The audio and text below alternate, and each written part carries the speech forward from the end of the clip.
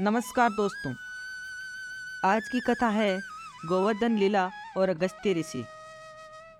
जब भगवान श्री कृष्ण ने गोवर्धन को धारण किया तो भगवान ने अगस्त्य ऋषि का आह्वान किया कि अगस्त्य ऋषि आओ और इस देवराज इंद्र के द्वारा जो यहाँ जल भरा हुआ है उसको पी जाओ। और अगस्त्य मुनि आए, एक घूंट में सारा जल पी गए। अगस्त्य मुनि एक ऐसे ऋषि हैं जिनके पास समुद्र को भी एक घूंट बना करके पीने की शक्ति है। ऋषियों में अत्यंत शक्तिशाली ऋषि अगस्त्य शिवजी के परम भक्त थे।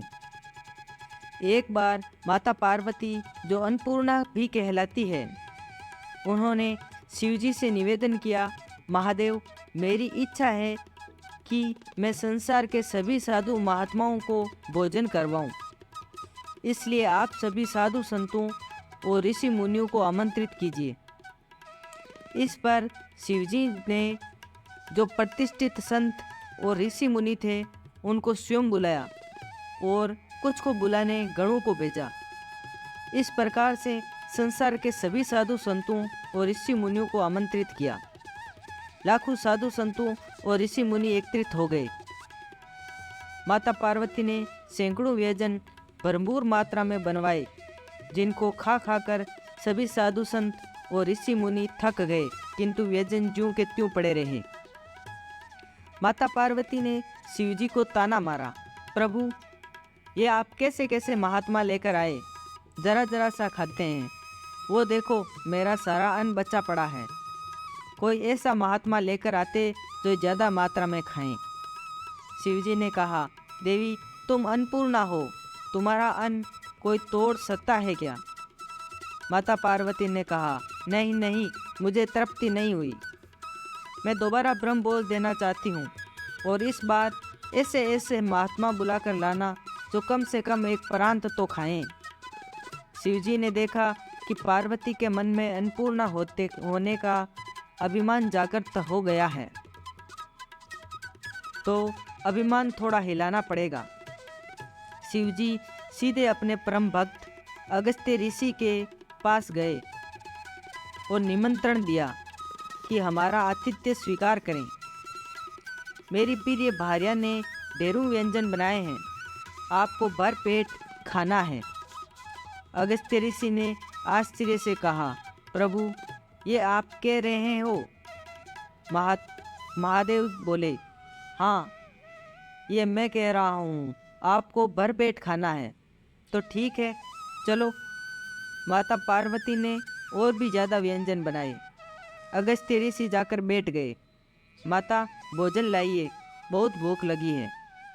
पार्वती जी की दासियाँ थालियों में भोजन लेकर आई। अगस्त्य ऋषि बोले, ये छोटे छोटे बर्तनों से बात नहीं बनेगी, वो पूरे पात्र ही ले आओ। अगस्त्य ऋषि एक बार में ही पूरा पात्र खाली कर देते और लाओ। कुछ देर में अन्नपूर्णा माँ की व्यवस्था चरमरा गई। माता पार्वती भी सोचने लगी, ये कैसा ब्राह्मण ले आए, सारे व्यंजन अकेले एक खा गया, कैसा महात्मा है। लेकिन पार्वती ने हार नहीं मानी।